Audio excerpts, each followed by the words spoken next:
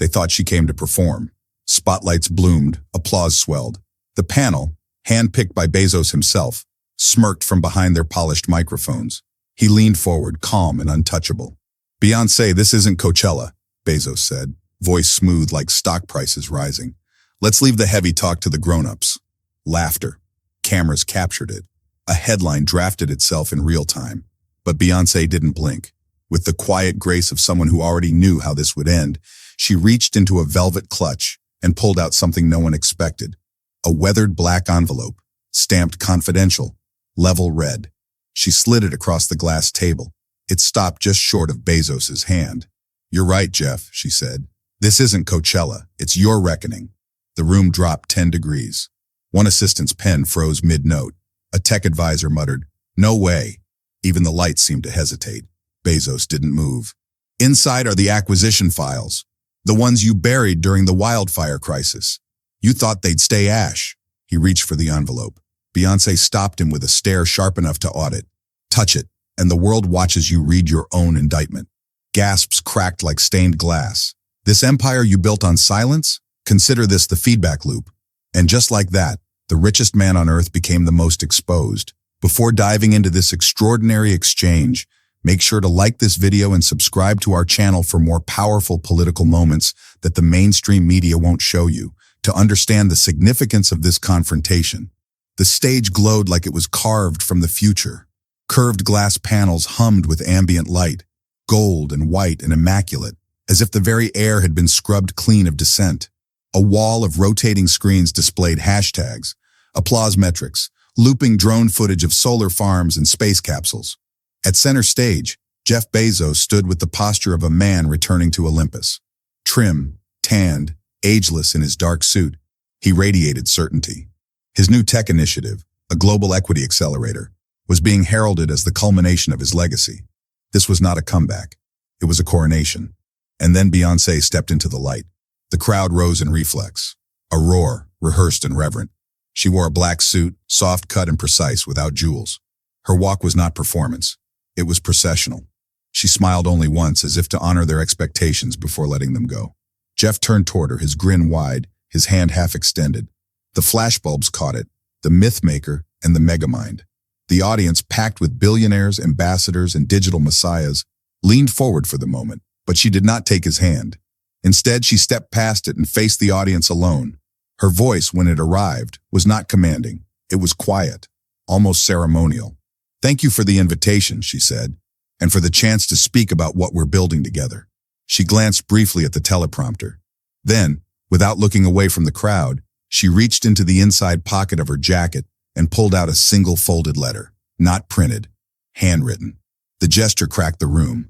"Before we begin," she continued, unfolding the paper slowly, "I want to read something to you. It's not part of the program, but it's why I came." Jeff's grin tightened. The moderators, seated just off stage, shifted in their chairs.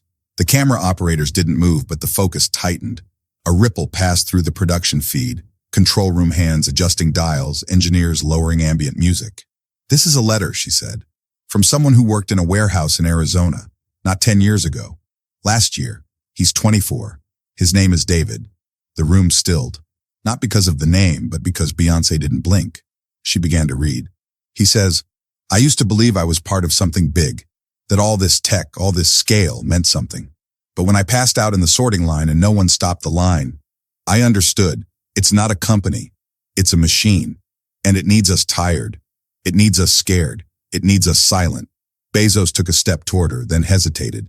His PR chief in the front row made a barely perceptible headshake. Too late. The air had changed. The crowd wasn't breathing in awe anymore. It was holding its breath in recognition. Beyoncé folded the letter gently. She looked up, not at Bezos, but at the endless rows of dignitaries and investors, those whose net worth had grown alongside his. "I didn't come here to perform," she said. "I came here to unperform." She let the words linger. "Because this empire, this story we keep telling about progress and vision and lifting humanity, it doesn't fall when it's attacked. It falls when it's seen." Bezos blinked. A gold spotlight flickered. One teleprompter glitched to black for a half second. A cue card slid off the moderator's lap and fell unnoticed to the floor. There was no music bed under her paws, just the electric hum of silence thickening into history. She looked directly at Jeff now, her voice soft like a bell before the toll. "And I see you." She didn't need to say anything more. The damage had already begun. In the back row, one woman lowered her phone without pressing record. Another audience member, a venture partner from Shanghai, removed his earpiece without realizing. The silence wasn't fear, it was revelation. They'd come to see Beyoncé crown the moment, but she cracked it open instead. And for the first time in years, Jeff Bezos looked small on stage. The flashbulbs didn't go off again, not yet. No one was sure what they were witnessing, but deep down they all knew. The performance was over, and the collapse had already begun. The Global Tech Forum was engineered for grandeur.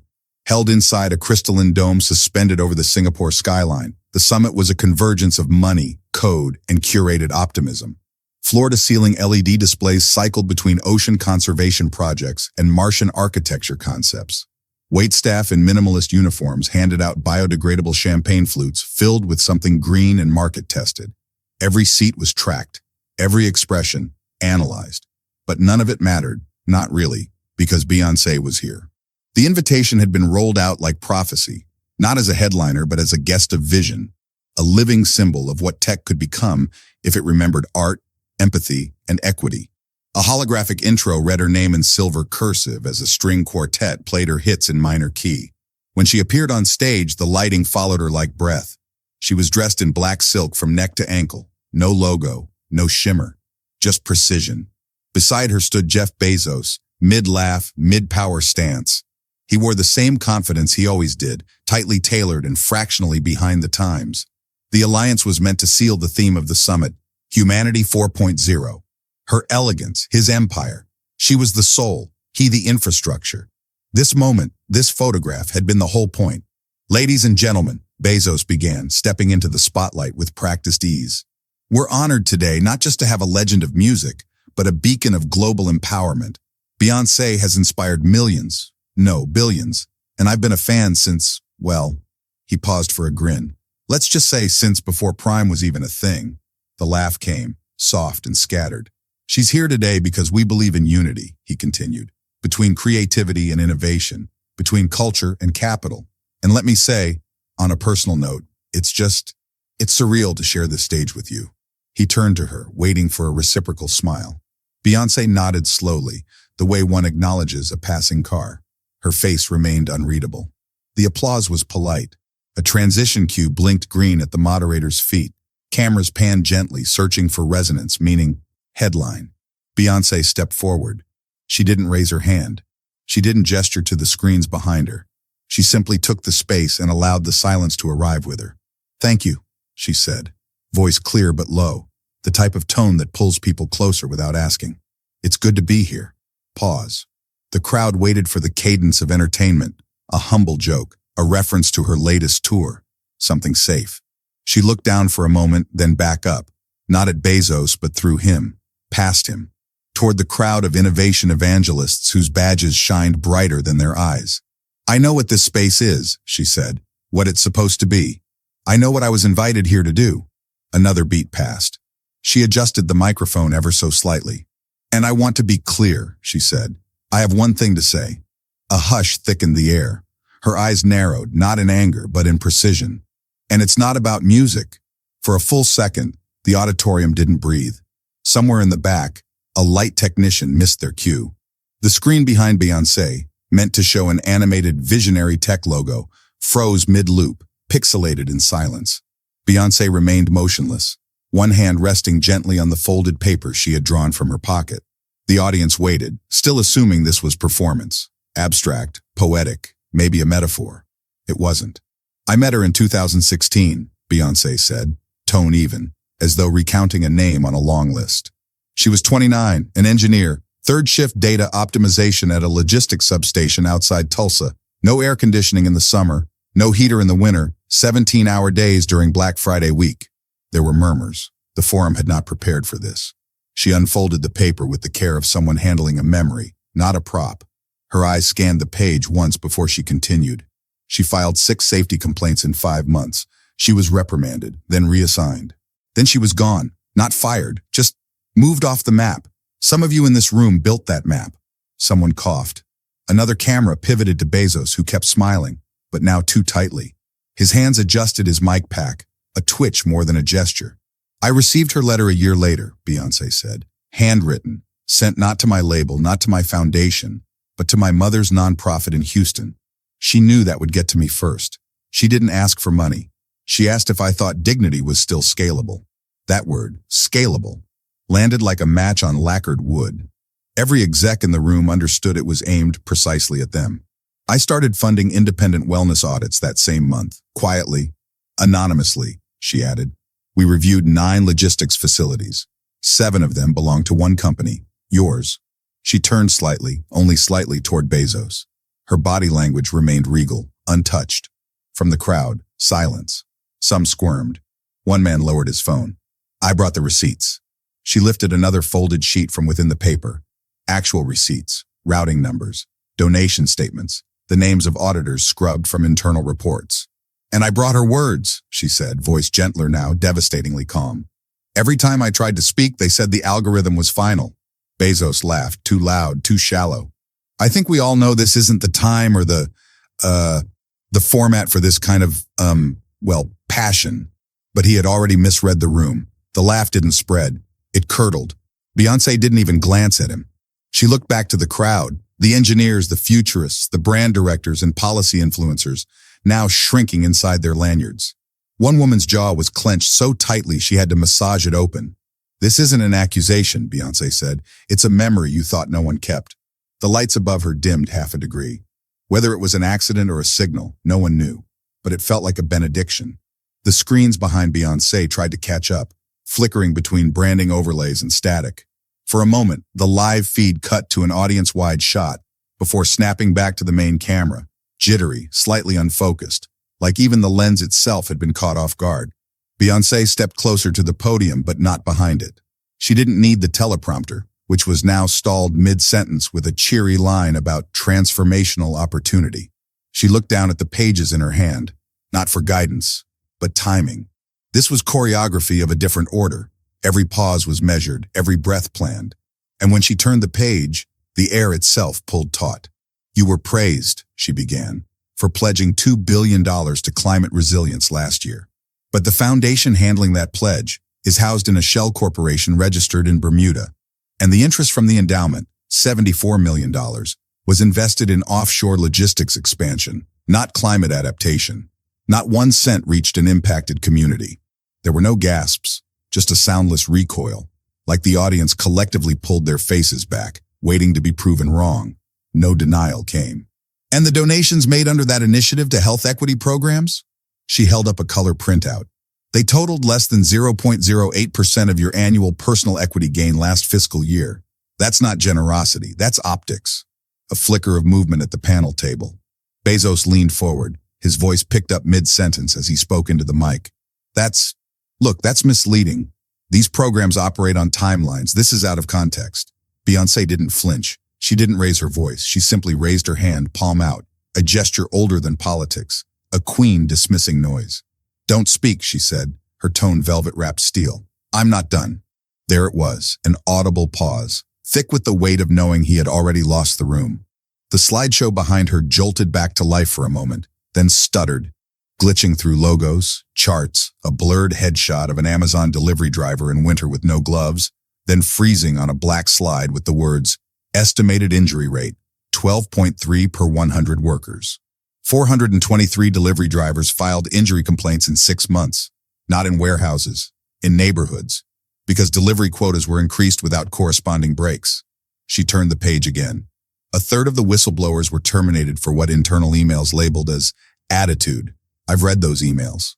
No one tried to interrupt her now. There were, she paused, donations promised to worker relief funds in the wake of Hurricane Ida, announced with great fanfare, and then withheld, delayed for disbursement restructuring. People slept in their flooded cars while your legal team redefined eligible recipient. A woman on the panel to Bezos's left stood up. She didn't speak. She didn't make eye contact with anyone. She simply unplugged her earpiece and walked off stage, stepping over a tangle of cords as the cameras tracked her exit. Beyoncé lowered the last page. She didn't look triumphant. She looked tired, not personally, but historically. as if she were bearing the weight of too many receipts, too many stories recategorized as non-compliance issues. She spoke once more. You said this summit was about vision, but I've learned something about vision. It doesn't begin when you open your eyes.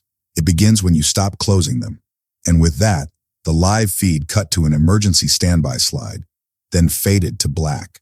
The moderator returned with a smile engineered for emergencies. His voice tried to restore tempo, clinging to professionalism like a lifeline. Thank you, Ms. Knowles-Carter. That was certainly thought-provoking. Now, if we could pivot to our next segment. Beyoncé didn't move. She didn't shift. She simply turned her head toward him, not hostile, not dismissive, just steady. He fell silent, hands tightening around his cue cards as if they might still rescue the moment. But this moment didn't belong to him anymore.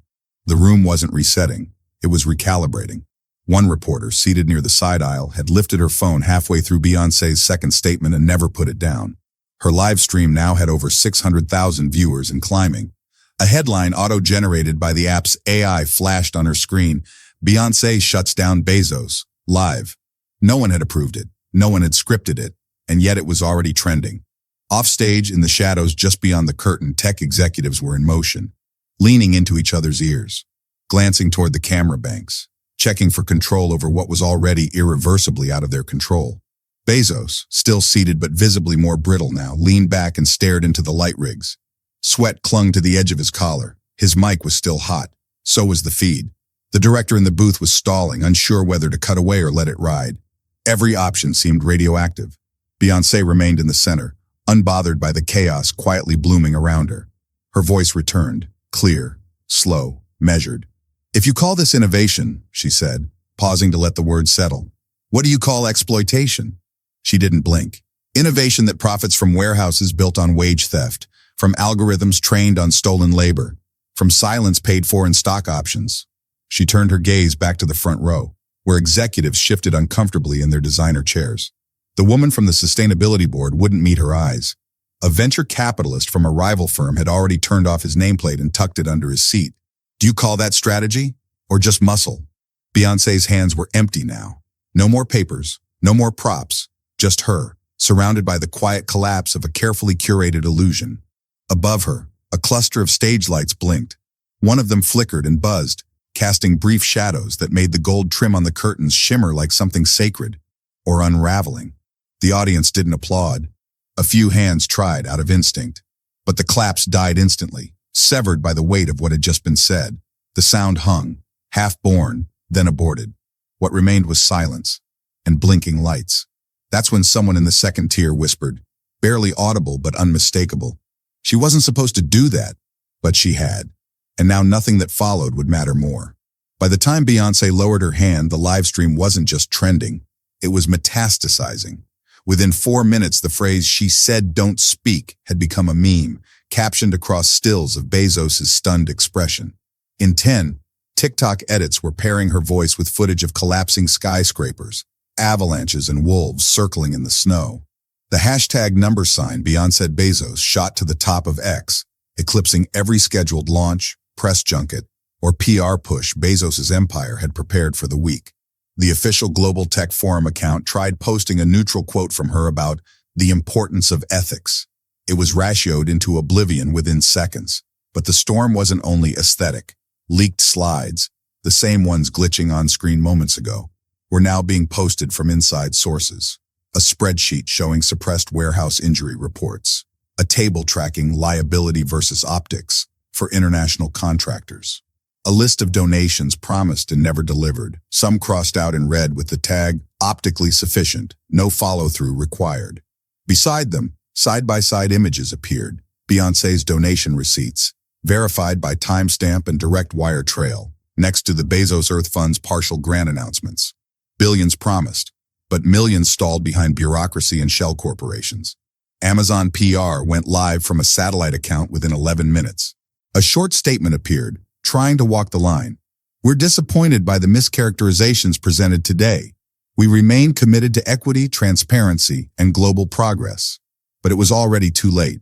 Every phrase was picked apart like bone by an online audience that had already made up its mind.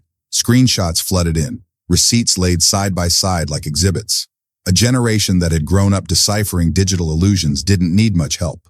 Meanwhile, inside the forum's green room, Bezos' team was unraveling.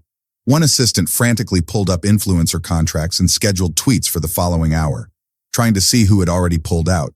Another whispered urgently into a phone, mouthing words no one dared say aloud on mic. She knew. She knew everything.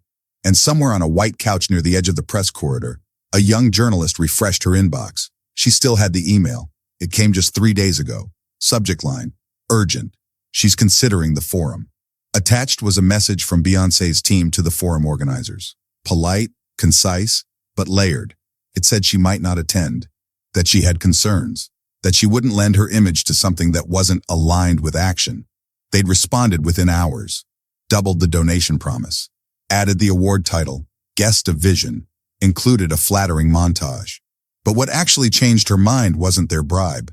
It was a second message, quiet, anonymous, just a forwarded link, internal documents, from a whistleblower who had once worked on Bezos' sustainability team. The sender wrote no greeting, just a single sentence. You'll know what to do. She did, and now, across digital spaces, both frivolous and sacred, her image was everywhere, not as an artist, but as an archivist. Not a pop icon, but a reckoner. By the time the forum's broadcast tried cutting to break, her clip had already been downloaded, subtitled in 5 languages, and posted to 42 separate activist channels. The speed wasn't shocking. The stillness was. Because this wasn't a call-out. This wasn't a scandal bomb dropped for applause. It was something older, slower, irreversible. As the broadcast stalled in silence, Beyoncé's voice, still mid-speech in 1,000 open tabs, echoed with final precision. I'm not canceling anyone, I'm just stopping the silence. She didn't look at him when she ended. Not once. Beyoncé's hands remained at her sides. Fingers loose, posture unbothered, not rigid with rage, not trembling with vindication. The lights caught the edge of her cheekbone as she exhaled. The pause calibrated like a heartbeat before a guillotine. No script, no teleprompter, just memory, lived and witnessed. Jeff Bezos moved first. He adjusted his jacket with the self-conscious twitch of a man no longer sure if he's supposed to be seated or gone. He turned slightly toward the wings where his publicist stood frozen, her mouth half-formed around words that wouldn't come in time. The click of camera shutters swelled like a thunderstorm crawling across glass. Someone's iPad clattered to the floor, a low, panicked whisper. Do we cut feed? But the board was already locked. Every lens trained on him, not her, him. Beyoncé didn't follow. She stood unmoved, face unreadable, her voice returning only once the room had swallowed its own noise. If power is earned, she said, soft as breath, then you've only leased yours. It didn't need elaboration. It echoed anyway, through concrete beams into live feeds, into the pause between someone typing and someone watching. One of the crew members dropped the cue cards. They scattered across the stage, white against polished black tile like doves falling from air. A boom mic, still hot, caught the faint sound of a producer saying, "Don't cut, we'll make it worse." Bezos finally stepped forward, but not toward her. He turned too fast, blinded by the burst of bulbs firing in sequence. A line of photographers closed in without speaking, the silence of exposure more vicious than 100 questions. His face locked in a grimace that couldn't decide whether to smile or vanish. For once, the richest man in the room couldn't buy a second of quiet. Beyoncé didn't move. She didn't flinch as he passed, didn't nod, didn't even blink. It was the posture of someone who had already left the stage long before her body followed. A woman who didn't need a mic drop. She had become the mic, and the drop had already occurred. The moderator cleared his throat, a timid noise, almost apologetic, but even he didn't dare ask for applause. The crowd sat in stillness, not out of confusion, but awe, not celebration, but recognition. They weren't just watching Beyoncé. They were witnessing the myth collapse, not hers, his. Somewhere in the balcony, someone raised their phone to record, then lowered it again. The moment didn't need documenting. It was already history. She turned and walked toward the wings, past the disarray, past the scripts now useless, past the men who had underestimated her purpose. No triumphant exit, no fist in the air. Just that same walk she had entered with, steady, silent, sanctified. No clapping followed her, only the sound of people remembering how to breathe. The first official response came 12 hours later, a paragraph, sanded down by legal hands, offered condolences for misunderstandings, and reaffirmed Amazon's commitment to ethical innovation and community responsibility. It mentioned Beyoncé's name once, without an adjective. It did not cite any of the documents she had referenced. It did not address the workers she'd named. It did not include the word truth. Wall Street heard it differently. By noon, Amazon's stock had dropped 7%, not from an admission, but from avoidance. Markets don't punish outrage. They punish uncertainty. And what Beyoncé had done was leave an entire empire uncertain of what it looked like when someone finally dared to read the footnotes out loud. She herself said nothing. No Instagram post, no carefully edited carousel, no cryptic lyric snippet or publicist quote, just silence, the kind that grows teeth when surrounded by noise. But the clip didn't wait for her. It moved like a phantom across timelines and continents, 26 seconds long, a moment mid-broadcast where she turns to the audience, her voice level and light drunk, and says, "If power is earned, then you've only leased yours." No music, no graphics, no filter. Influencers reposted it beside screenshots of deleted tweets. Venture capitalists quoted it and then locked their replies. Musicians stitched it into verses. One ad agency projected it onto the side of their Manhattan office. A pastor read it aloud during Sunday service. The phrase, once spoken, didn't belong to her. It belonged to every room it entered. Bezos's follow-up interview request, a hastily arranged fireside sit-down with a sympathetic journalist, was declined. Not by Beyoncé. She didn't respond. The request simply went unanswered long enough that even his PR team stopped asking.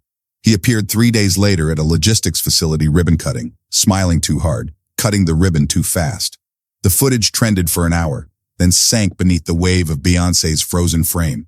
Standing mid-stage, eyes forward, nothing else in motion. A dozen corporate statements followed. Vague language bloomed like wildfire. "We value transparency. We are reviewing our processes. This is an opportunity to listen." They cascaded from companies both named and unnamed in the wake. None mentioned her directly. All of them echoed her gravity. And still she posted nothing. Her website's homepage stayed blank. Her logo, usually shifting with each new project, remained static. One tab labeled Speech appeared for a day, then vanished. No press release, no media tour. Beyoncé didn't burn bridges. She made us stare at what we built, and what we called a bridge was just a plank over people. Reporters debated whether it was activism or performance art, whistleblowing or war, but none of it mattered. The moment had already outlived the explanation. A silence had settled on the trending tab, thick and resistant. The kind of silence that doesn't fade, the kind that absorbs every attempt to rename it. By the end of the week, a former Amazon employee turned activist tweeted simply, "She said it for us," and left before we could say thank you. There was no response to that either, only the echo. Still across feeds, the clip remained pinned. Still across offices, the line remained underlined. And still across the world, one fact hovered. She hadn't raised her voice. But now no one could unhear her. The stage was silent again, but not dark. A single amber spotlight lingered where Beyoncé had sat just hours before, its edges fading into the velvet hush of the emptied auditorium. No music played, no moderator returned. The applause never came back. Her seat remained untouched, curved glass and gold trim catching the low light.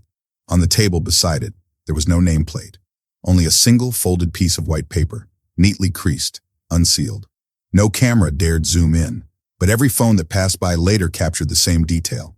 Her initials, small and centered at the top, a note without spectacle, a statement without punctuation. Bezos was gone. He'd left through a side corridor during the second break, long before the final panel was scheduled. The official excuse was pressing engagements, but no one was waiting outside. No car was seen. No statement followed. The rest of the speakers drifted into silence, unsure if the summit had ended or simply evaporated. Staffers moved quietly backstage, their earpieces still buzzing with dead air. The lights on the production board blinked erratically, unsure whether to fade out or burn on. At the back of the room, a woman swept crumbs off a catering tray, looking up once toward the empty seat, then lowering her eyes again.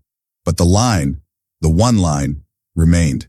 High above the stage where sponsors' banners had once rotated, now a single phrase glowed in pale serif letters, engraved digitally across the LED rig in quiet defiance. Truth doesn't trend, but it always returns. It hadn't been scripted. It hadn't appeared on any of the original production mock-ups. Yet it was there now, unquestioned, unmoving. Every person who remained in the room read it at least twice before walking out. Some took photos, some wept. One just whispered, she didn't need to stay. Outside, the city kept moving. Horns, trains, sirens, headlines. But inside the forum, time had thickened into something else. Not history, not memory. Something quieter, heavier. The shape of reckoning. No one ever revealed what the letter said. It was never published, never leaked, never claimed. But its presence was enough. Its silence was loud enough. Some say she wrote it for him. Some say it was meant for the audience. Others believe she left it for herself, a final tether between fury and grace, between calling out and letting go. Whatever truth was folded inside, it didn't leave the room, but its echo did, and it never stopped returning.